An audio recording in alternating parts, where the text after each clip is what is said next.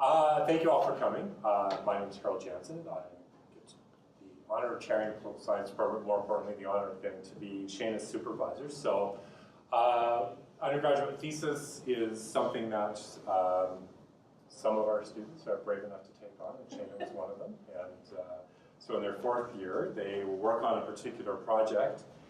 And so Shayna took up the challenge and has been working on it officially since September, but in practice since the beginning of May. So Shayna is a fourth year undergraduate who came to us after spending 2 years at Lethbridge College. I asked her 2.5 years into her program, and starting on January 1st, we'll be beginning the Master of Arts program in political science at the University of Lethbridge. So Yale and I are her supervisory committee for this. So the way this is going to work is Shayna is going to present for 40 minutes. We're going to rein her in at that point if she's going too long. And then Yale and I will ask her a few questions, and we'll throw things open to the floor. I know many of you, including Professor Saroff, have a class at 2 o'clock, so if we're running late, we need to run out. We completely understand. We will not view this as rudeness on your own. The speaker's far more important than the question. So, with no further ado, I'll turn things over to Shayna. Thank you. Good afternoon, everyone. I'd like to thank you for taking the time to attend the presentation of my undergraduate thesis titled Aboriginal Electoral Participation, an examination of the possible causes for depressed turnout rates. As stated by Miller and Saunders, the question of why people participate in politics is of fundamental importance in a democracy, and there is a long tradition of trying to answer it in political science. Electoral participation is part of the larger study of political participation, which refers to activities intended to influence, either directly or indirectly, public policy and policy-making process. In a broad sense, political participation can include lobbying, making financial donations, becoming an activist, or voting. However, voting is unique among the various forms of political participation. It is the only form of mass political participation with a formal role in the political system. It can only be done on certain days. It often has a residency requirement, and it requires only about an hour to complete. As stated by McAtee and Wallach, not all are equally likely to participate in politics. And participants and non-participants often have different interests. This is an important point to consider as it provides a basis for my research. As will be discussed later in the presentation, it can be demonstrated that Aboriginals have lower rates of voter participation than many other groups. This has implications for the quality and scope of representation available for Aboriginal issues to be addressed through legislative channels. Although it should be noted that there are many other forms of participation in which Aboriginals may engage rather than voting. The purpose of this thesis is to examine Aboriginal voter participation in Canada. To that end, the main focus of my thesis is a statistical analysis which seeks to ascertain what differences, if any, exist between Aboriginals and non-Aboriginals. However, before examining the data, both the theoretical framework and existing literature need to be elucidated. To facilitate the analysis of Aboriginal electoral participation, I first looked at a number of theoretical models related to political participation. By elucidating these models prior to any other analysis, both the literature and the results can be grounded in a theoretical background. The theoretical models I examined include 4 general theoretical models, as well as a model which applies specifically to Aboriginal participation.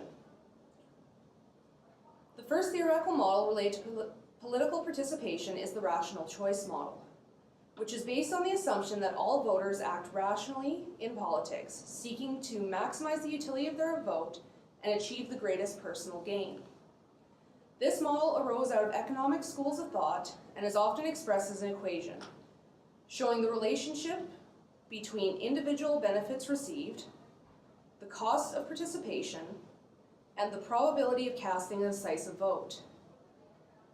For a person to decide to vote, P and B need to be greater than cost. However, since the probability of casting a decisive vote is 1 over the number of people participating, It makes little rational sense for a person to vote if the number of people participating is large.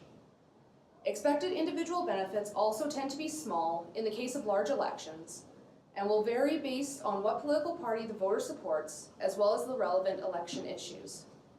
If P and B are small, then the cost associated with voting would have to be almost non-existent for a rational voter to decide to participate. Unfortunately, this is not the case, as there are several time-related factors which increase the cost incurred for political participation.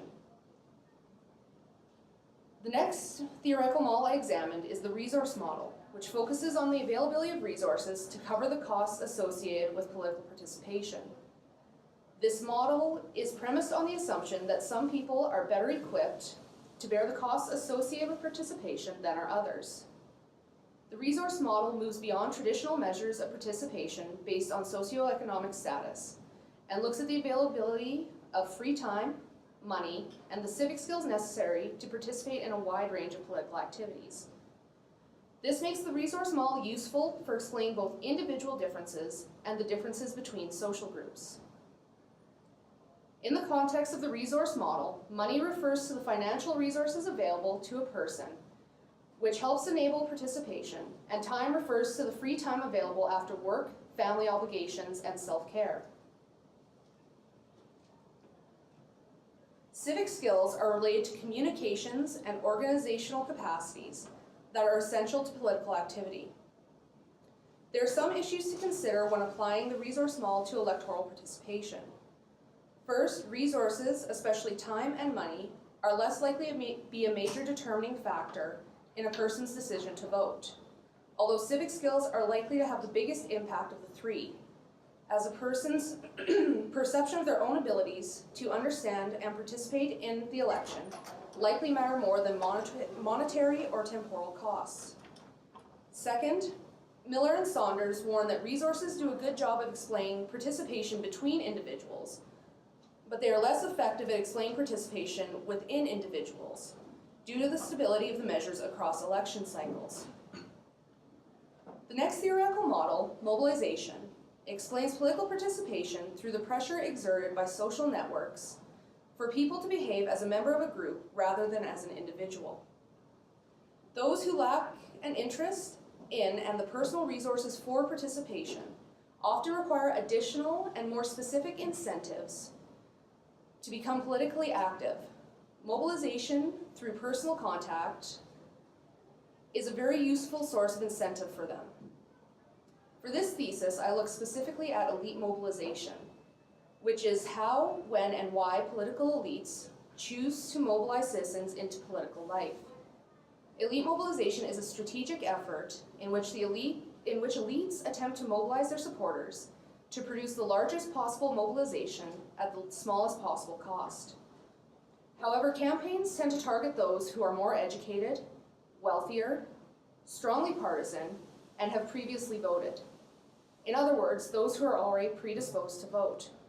The fact that mobilization efforts tend to focus on the fraction of the population that is both equipped with personal resources and interested in politics, rather than on a larger segment that has higher barriers to participation and lacks the resources or the motivation to overcome them, reinforces the existing unequal distribution of political participation. The next theoretical model is related to the motivation of the voter. Motivation could be considered internal mobilization, that is to say, a person's own internal encouragements to participate in politics. Motivation as an explanation of voter turnout is tied to a voter's sense of civic duty and worries that others will think less of them should they choose not to participate. Feelings of civic duty, the belief that voting is essential, and concern over what your friends and family may think of you are all factors of motivation and are related to social norms and the guilt associated with failing to fulfill these norms. Social pressure can affect the extent to which individuals comply with social norms. Those with voters in their social networks are often more likely to vote because there is pressure to do so. The motivation model of participation can provide a good explanation for the internal socio-psychological factors which drive voter turnout. These internal factors are more stable and less reliant on externally driven circumstances, which can vary between different elections, such as income, occupation, and campaign contact. However, motivation can be difficult to measure due to the subjective nature of the concepts involved. Finally, there is an additional theoretical model, the nationalism model, which can be created to help account for the differences in voter participation between Aboriginals. This model relates directly to the notion of Aboriginal sovereignty and the different meanings this concept holds in relation to participation in a colonial system. It takes into consideration the unique historical context and distinct Aboriginal identities at play. The nationalism model is based on the idea that Aboriginal identity and sovereignty are more important than a Canadian identity, and encompasses the notion that to vote in a Canadian election is to participate in a foreign system of governance rooted in European cultural values and to compromise the sovereignty espoused by the historic nation-to-nation treaty relationship. While not expressly stated in terms of a political participation model, it is being suggested that an emerging nationalist identity as Aboriginal and not Canadian, in which Canadian institutions and political practices are understood as foreign, accounts for the lower rates of participation. When examining the nationalism model of political participation, it should be noted that many Aboriginals do not recognize a conflict in holding both an Aboriginal identity as well as a Canadian identity. The nationalism model should therefore be considered a spectrum containing two poles, with some Aboriginals rejecting the Canadian identity and some Aboriginals holding a more integrated view of citizenship.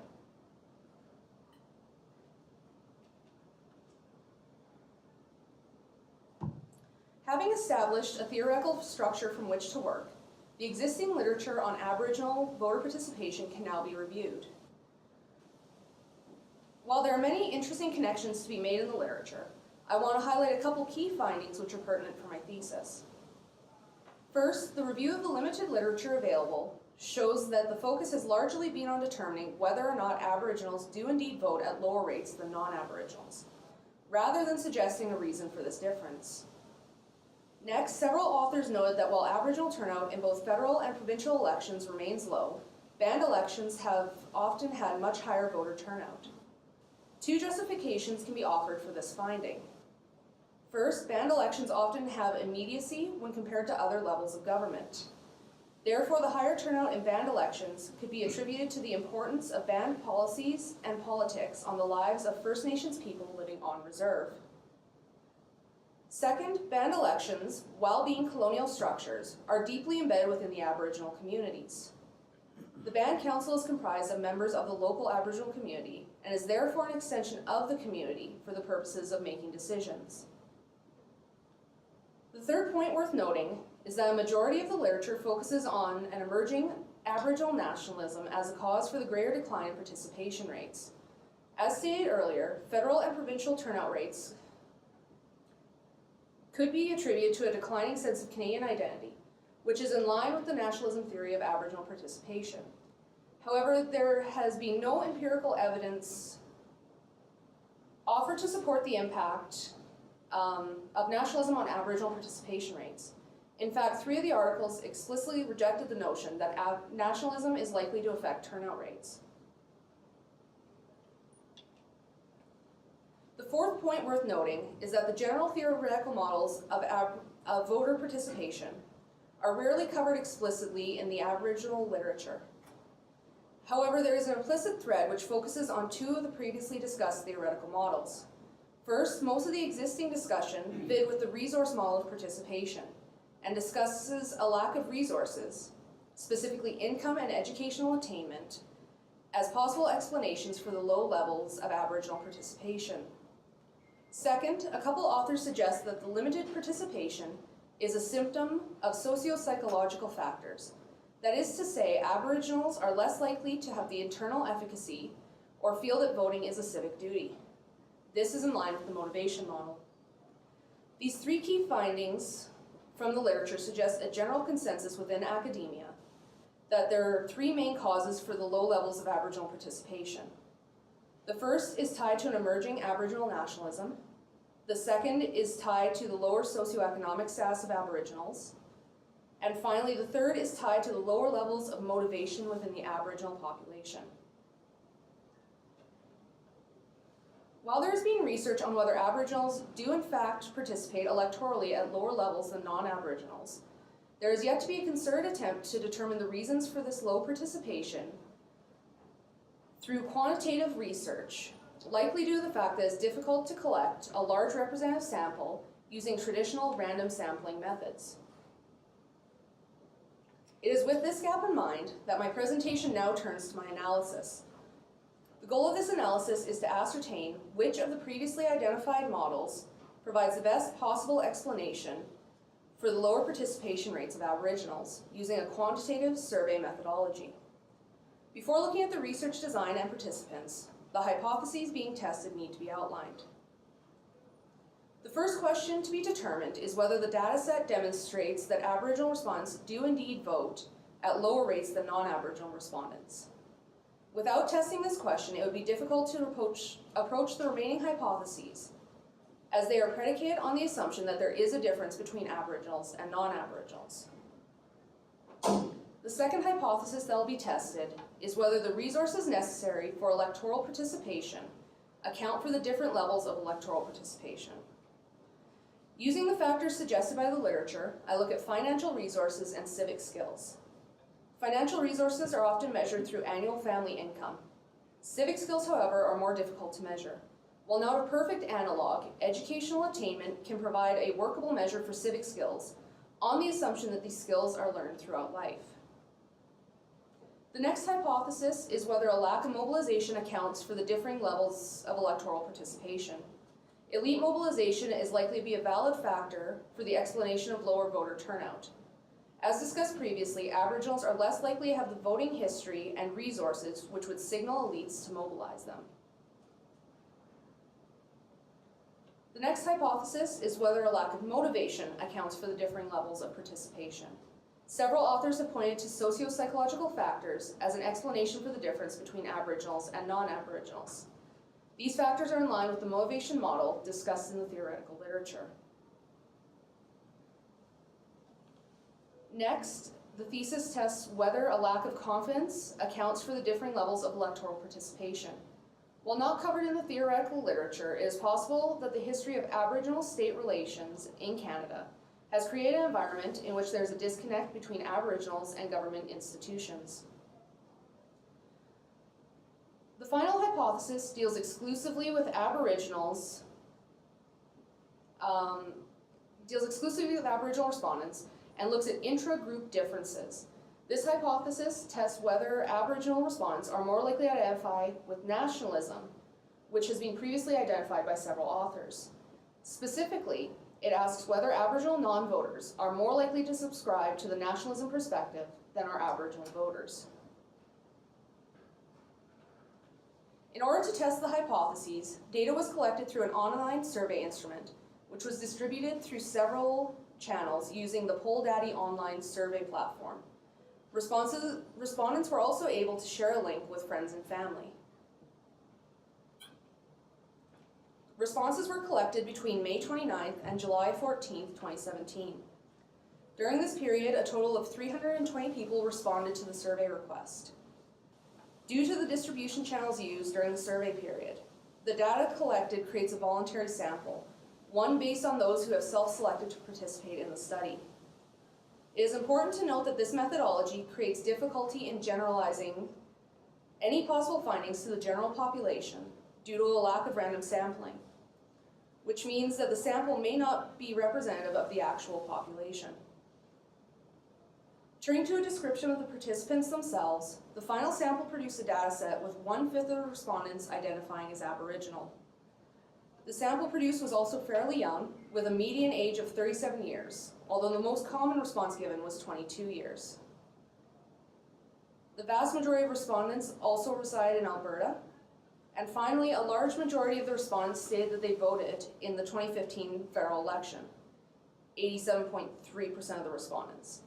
Given that Election Canada reported voter turnout in the 2015 federal election at 68.3%, the dataset developed through this survey overestimates the number of voters. The analysis of the data produced a number of interesting results. I'm going to quickly cover the results before I discuss what these mean in the context of the theoretical and Aboriginal literature.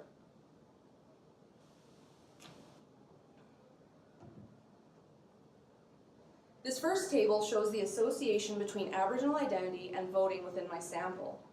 There is a statistically significant difference between the voting rates of Aboriginals and non-Aboriginals. Just under 75% of Aboriginals voted, compared to just over 90% of non-Aboriginals. With the data demonstrating the difference between the two groups, I can now look at the possible causes for the difference in turnout rates. Figure 1 compares the voting behavior of Aboriginals and non-Aboriginals across 3 income categories, with the middle income category being the only one to achieve statistical significance.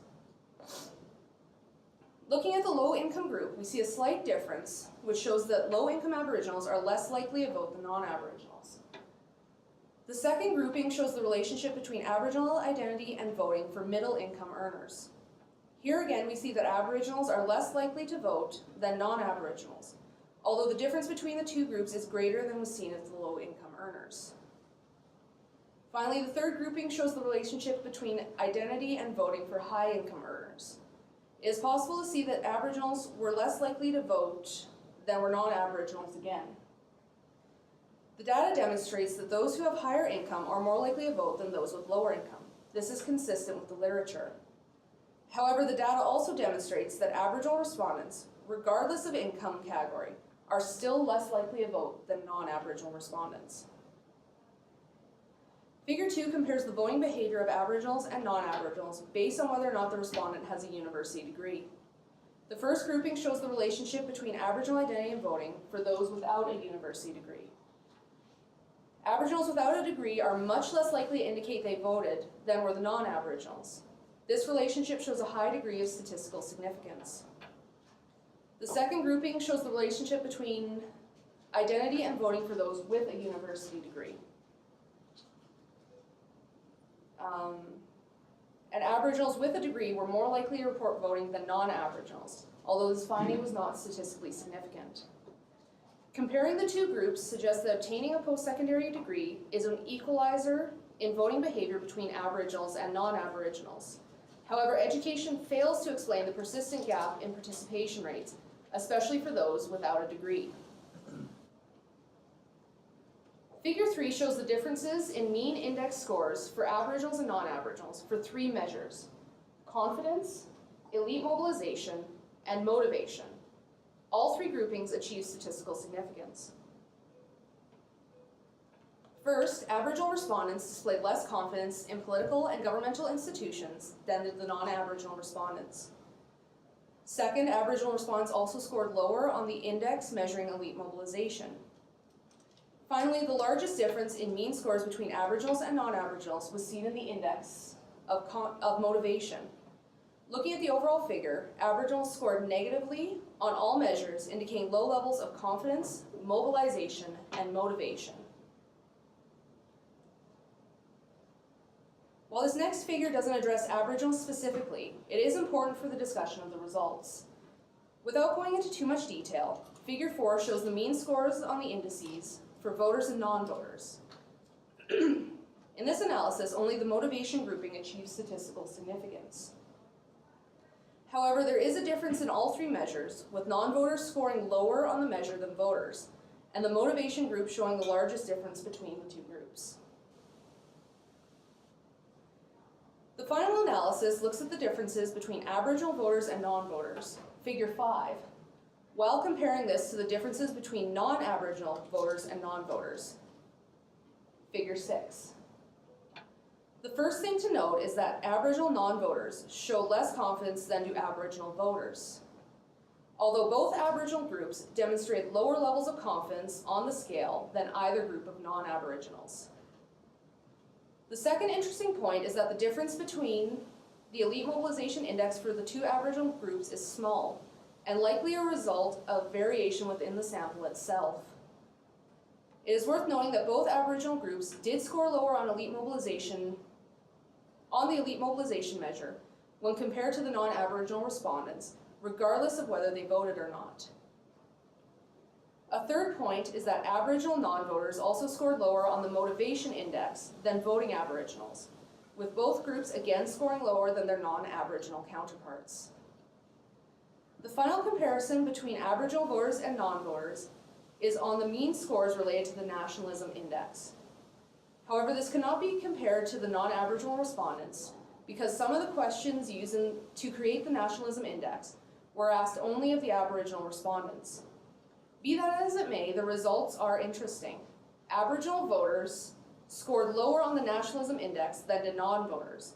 However, both groups tended towards the nationalistic side of the scale.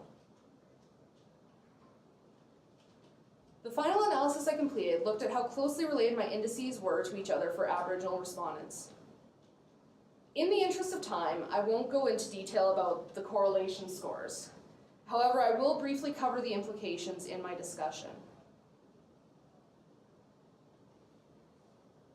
Now that I've briefly covered the results of the statistical analysis, the results can now be discussed in relation to the theoretical models, literature review, and stated hypotheses.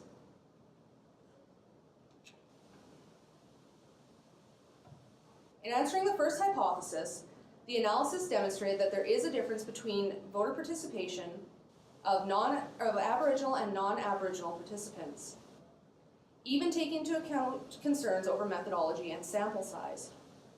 These findings are consistent with what is being demonstrated by the previously discussed research on Aboriginal participation. It would be impossible to discuss Aboriginals as a distinct study group, separate from the general electorate, if the identified differences were non-existent. The second hypothesis focused on the impact of resources on participation rates. Looking first at the impact of income, the results demonstrated that there was no statistical difference in the participation of high and low income respondents. This could be explained in two ways. First, the lack of difference for low income earners is likely due to the impact of poverty, which may depress participation rates equally for both Aboriginals and non-Aboriginals. Second, the lack of difference between the high income earners could be due to the effect of higher education and increased resource availability, encouraging participation rates equally for both groups. There was a statistical significant difference in the participation of middle income respondents. This is an important finding, and taken together with the differences observed in all the groups, suggests that income levels alone do not account for differing participation rates. If it did, we would expect the participation rates to look identical within each category. The second part of Hypothesis 2 looked at educational attainment. While not a perfect measure, educational attainment provides an analog for civic skills, as these skills are often developed throughout the education process. The analysis found that Aboriginal respondents with no degree were significantly less likely to vote than non-Aboriginal respondents. However, these differences disappeared when looking at respondents who held a university degree or higher. This suggests that educational attainment functions as an equalizer between Aboriginals and non-Aboriginals. These findings tie back into the resource model, which offers some interesting insight into the possible explanations for the differences in participation. Aboriginal people tend to have lower socioeconomic levels, as well as lower educational attainment.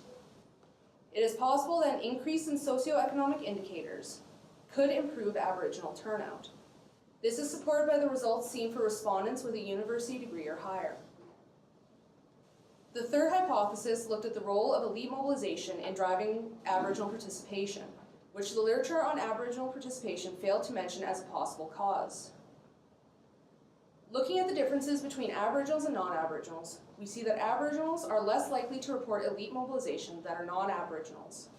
The same differences exist when examining the differences between voters and non-voters, with non-voters reporting less elite mobilization than voters. Because the differences between voters and non-voters virtually disappear when looking at only Aboriginals, it can be suggested that the difference between the two groups is related closely to identity. Aboriginals are less likely to be the target of elite mobilization because they are Aboriginals. However, caution should be used as this analysis does not integrate several of the elite mobilization measures mentioned in the theoretical literature, such as socioeconomic status and voting history. To separate the effects of elite mobilization, it would be important to complete a multivariate analysis to determine whether or not elite mobilization does in fact play a role. The fourth hypothesis looked at the role of motivation in affecting Aboriginal participation rates. Motivation was mentioned briefly as a factor in 2 articles.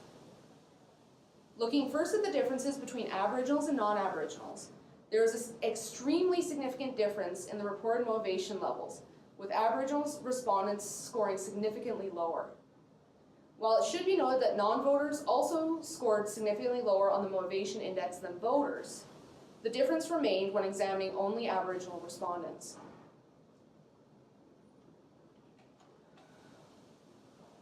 Taken together, these findings are consistent with the Aboriginal voting literature and suggest that motivation-associated socio-psychological factors may provide a viable explanation for identified differences between the participation of Aboriginals and non-Aboriginals.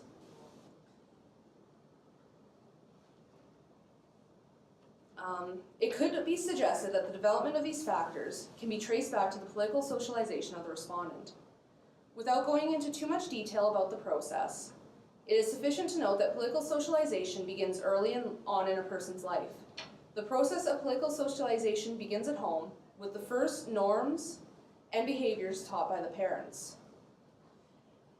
In addition to family influence, the process of political socialization also occurs through interactions with the educational system and peer networks. If motivation is one of the major influences on the voter participation of Aboriginals, then the solution to the question of how to increase participation lies in the ways in which Aboriginals are socialized towards the political system.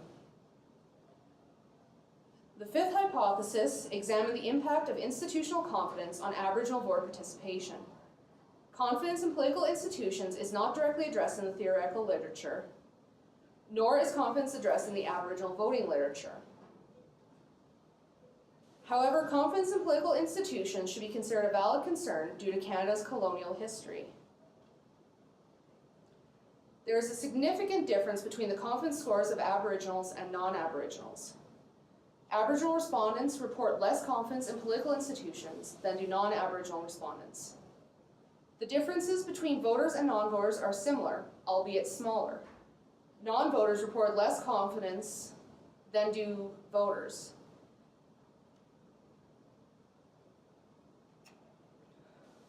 Looking only at Aboriginal respondents, there is an even greater difference between voters and non-voters than there was in the analysis of all respondents. The results of the analysis suggest that a lack of confidence in political institutions could be a significant factor in the decision of whether or not to participate. While the Aboriginal voting literature is silent on the topic of institutional confidence, research on the theories of reconciliation could help provide a basis for further study on this question. The lack of trust created by Canada's colonial history with Aboriginals has possibly led some individuals to refrain from participation. While Canada is currently in the process of reconciling with Aboriginal people for the harm caused by residential schools, the remainder of Canada's colonial history, such as the denial of the franchise, have yet to be addressed. If confidence in political institutions does have a significant impact on Aboriginal participation, then the best way to improve participation rates is to continue the long, difficult task of reconciliation. The final hypothesis looked at feelings of Aboriginal nationalism as a reason for low voter turnout. The nationalism model has been suggested as the underlying cause in much of the research examined. While Aboriginal voters and non-voters both scored closer to nationalism than integrated citizenship, Aboriginal non-voters scored over twice as high. The correlations between nationalism and several other factors, such as confidence and motivation, also produced some interesting results. These results showed that increasing scores for nationalism were related to a decrease in scores on both the confidence and motivation indices. Combining these results suggests that feelings of Aboriginal nationalism may not be the primary reason for lower participation rates. Instead, Aboriginal nationalism may underlie many of the other factors that this thesis has identified, that this thesis has discussed as possible causes for low participation rates.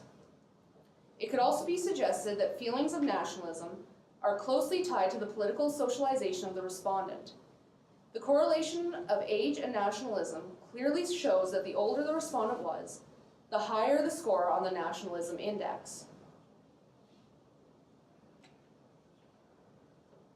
Given the recent nature of the Aboriginal franchise and the historical meaning attached to enfranchisement, it is likely that the older generation has been socialized from an early age to reject Canadian citizenship in favor of Aboriginal nationalism. Finally, the overall analysis suggests several further avenues of study on Aboriginal voter participation. First, a closer look at the way in which Aboriginal nationalism interacts with confidence in political institutions and internal motivation is an important component which was absent from my thesis. My analysis suggests that feelings of nationalism may be developed prior to other explanatory factors. Therefore, research on nationalism should also attempt to determine what role political socialization plays in the development of Aboriginal nationalism. Second, further study should examine the role reconciliation can play in improving Aboriginal turnout levels. Given the current political discussions surrounding Canada's reconciliation with various Aboriginal groups, the question of what role reconciliation plays in impacting the political participation rates of politically marginalized and repressed groups should be of an immense interest to researchers. Finally, the research as presented should not be taken as a suggestion that all Aboriginal groups are the same, and that there is one answer to why Aboriginals participate at lower rates than non-Aboriginals. It is important for further research to take into account the fact that Aboriginals are a collection of heterogeneous groups, each with their own culture, language, and history with the state. Therefore, further study is needed on the differences between First Nations, Métis, and Inuits, the differences between those who live on reserve and those who live off reserve, and the differences between Aboriginals in different parts of Canada. Thank you.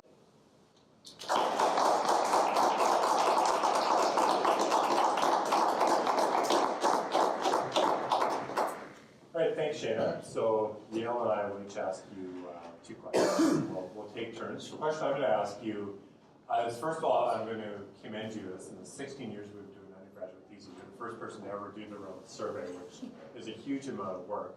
I was struck reading through this again, looking at your review, how rare it is for people studying this question to use survey research. There's ecological research, there's a lot of theoretical stuff with not a lot of empirical backing whatsoever. So having ventured into doing this through survey research, looking back, why do you think that is? And second, if someone like Kira Ladner would decide, no, I need to become a behavioralist and do survey research from now on and abandon her previous ways, what advice would you give based on the experience? So I think the main issue with trying to complete survey research with Aboriginal groups is just getting the responses. I know when I ran mine, I had, looking at the system, I had a lot of Aboriginals who would go partway through the survey and then would stop at that point. So I'm not entirely sure why they're not participating, but they don't seem driven to finish the survey. I think I had about 20 who actually didn't complete my survey at all. It's difficult using a random sampling method too, because Aboriginals are such a small portion of the Canadian population. I think the last population count showed them at about 5%. So to use a random sampling method tends to miss them out of the rest of the population. When I ran my survey, it was during the summer, which may have accounted for some of my issues, but I think researching Aboriginal participation, even through surveys, the best way to approach it is through a snowball methodology. It's not the gold standard of methodology, but it allows that survey to be passed through the social networks, which are important in Aboriginal culture. Thank you. No, that was good. That was better than my master's thesis defense, which raises questions as to what I'm doing here. No, that was really solid. There's just a couple of points for future work, and I'm going to tag this down for a future undergrad thesis down the line. One had to do with the institutions and how I think, you didn't identify it, but it's there, in terms of I think Aboriginal people have a greater interaction with institutions, which may shine negatively on their attitudes, which could translate over. And then the urban-rural divide in terms of socialization, and where that's going to fit into the grand scheme related to institutional interaction. So just a couple of things that I think are worthy of attention down the line. You mentioned reconciliation, and I would be fooled already not to tackle that at this point in time.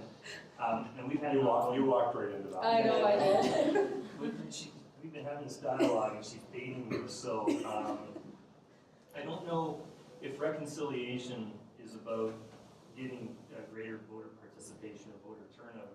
Maybe Canada wants that, but when you frame it from a First Nations perspective, reconciliation is considered to be kind of a, let's reanimate a sovereign to sovereign, or at the very least a nation to nation relationship. It seems counterintuitive to promote reconciliation as a means of generating greater voter turnout when you start to, interpret it according to that framework.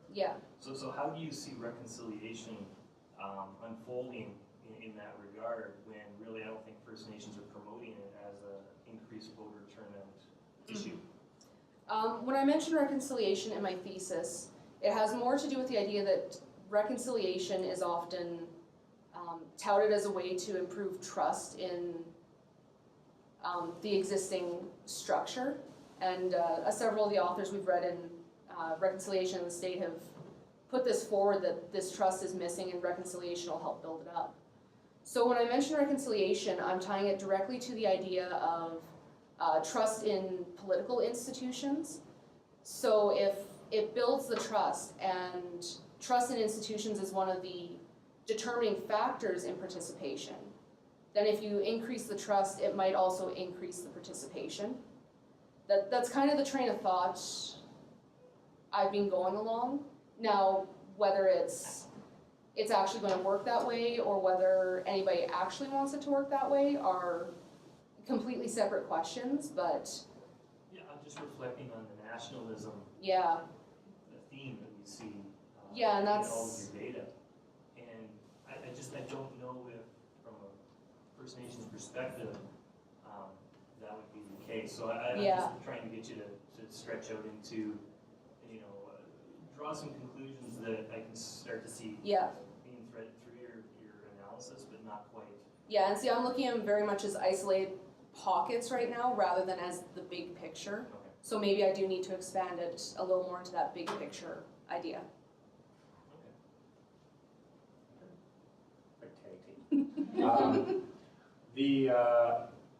So I want you to imagine Elections Canada hears about your work. They drive a dump truck of money up to your house and say, okay, Shana, part of our job is to improve, your job is to try to improve voter participation. And they say, we know we have a problem with Indigenous peoples in Canada. All right, we did this thesis, so what do we do? How do we spend this money?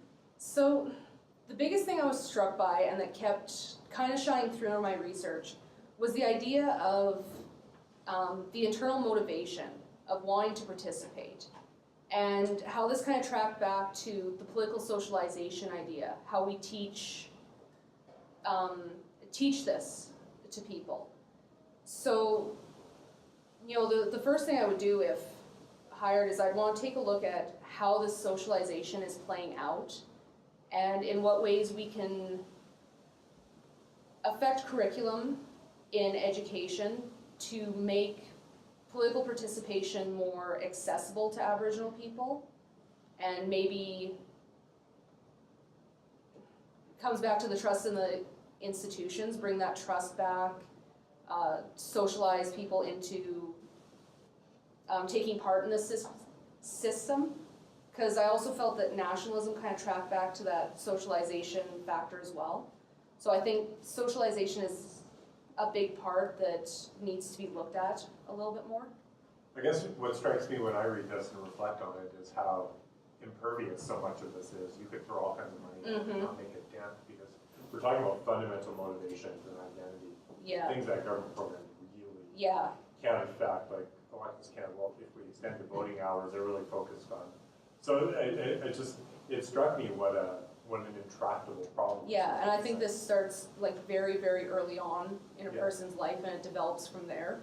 I don't think you can, change polling station locations. I don't think you can, change the way the ballots are approached and it'll have an impact. I think it goes deeper and further than that. Thanks. Well, that was my question. But I had none, so. Always have a. I always have a backup. I've been following this, ironically, for the last 20 years now. I've written on it once, but it's always been kind of in the back of my mind.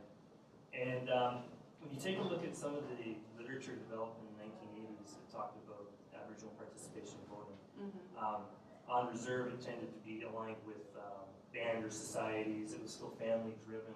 Yeah. And then when we see in the 1990s, we've got voter turnout rates, but for the most part, it's just exposing the differences between provincial to federal, so on and so Yeah. forth.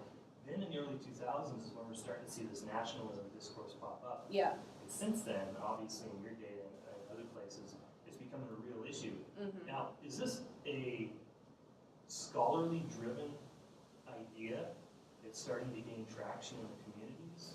And if it is, what does this hold for future research into the field? Mm-hmm. From what I've read, what I've looked at, nationalism is actually a very elite discourse. It's talked a lot about through the Assembly of First Nations, through academic research, and I mean, I'd say a good 90% of the articles I read pointed to nationalism as a reason. Some of the most preeminent Aboriginal scholars, such as Taiki Alfred, are heavily drive this home.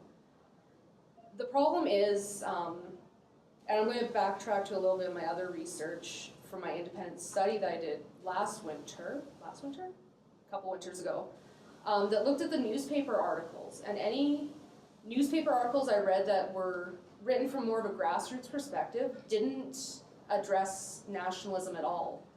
It actually really drove home that Aboriginals needed to get out and vote and needed to participate to have the voice. So I think further research really needs to try to tease out the differences between what's being written at the elite and academic levels and what is really happening in the lives of grassroots Aboriginals. I think that's absolutely missing right now. And maybe the best way to approach that is through interviews rather than survey research, or survey research with a larger scope of participants, because I didn't have as many as I would have liked. All right, we have a few minutes left. I'm going to prioritize anyone who has to run to close fast 23:10. I'm just gonna walk, but okay. The age thing I thought was the most interesting because it's a very skewed, of course, population of First Nations that tend to be younger. So I'm not surprised that most of the sample was younger. And so that should imply that the older cohort is not as much of a chunk and thus isn't driving the findings, but it still seems to. So do you have a kind of time frame? Professor Jansen talked about nothing is tractable here, but Yeah. is it 20 years from now, just throwing a number in the air, where that might shift out and that cohort is, or is it maybe rephrasing this, really just the old cohort, or is it kind of a continual age process? Is there a break point in the age where? And see, I wonder about that. I wonder if the socialization continues to occur, that the older they get, the more nationalistic they get. The problem with my sample is I ran it through a lot of the university email lists, which gave me quite a few younger people as opposed to the older cohorts.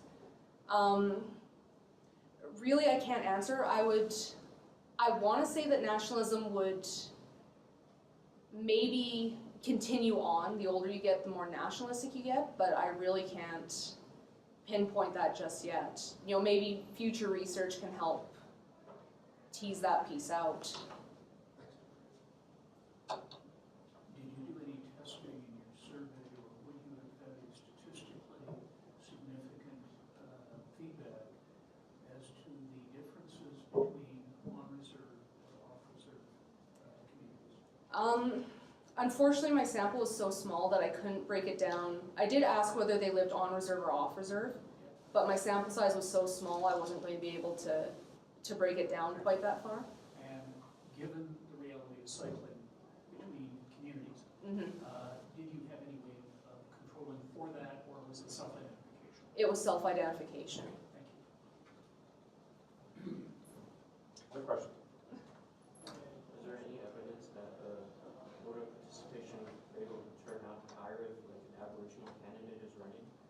There was coverage of that in the literature. I steered clear of it just because I was focusing more on other factors, but a lot of the research suggests that there is a higher turnout rate if there is an Aboriginal candidate running, but I didn't test that in mind just to keep my focus.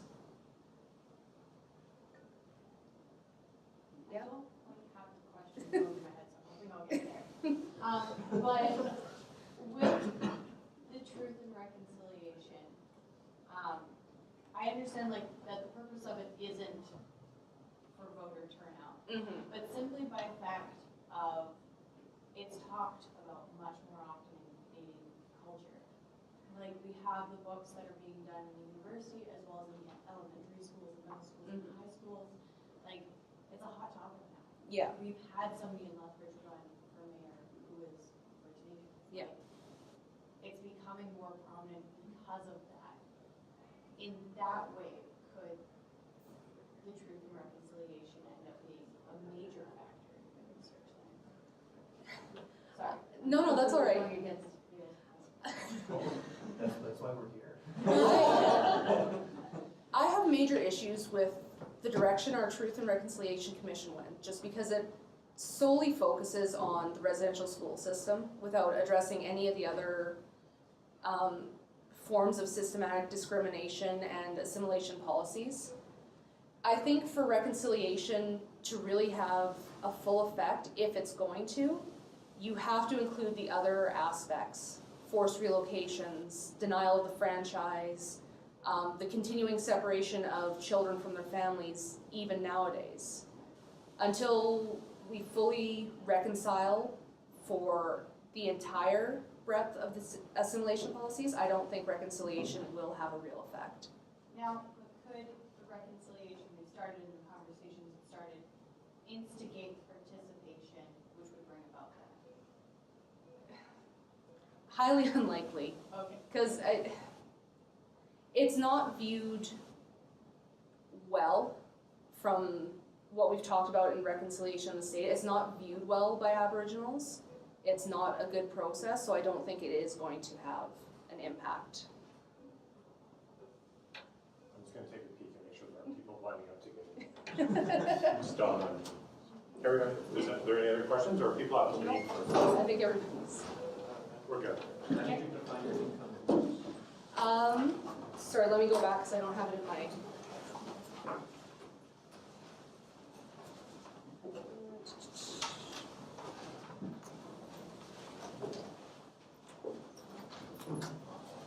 So the income groups, low income earners were those below $60,000.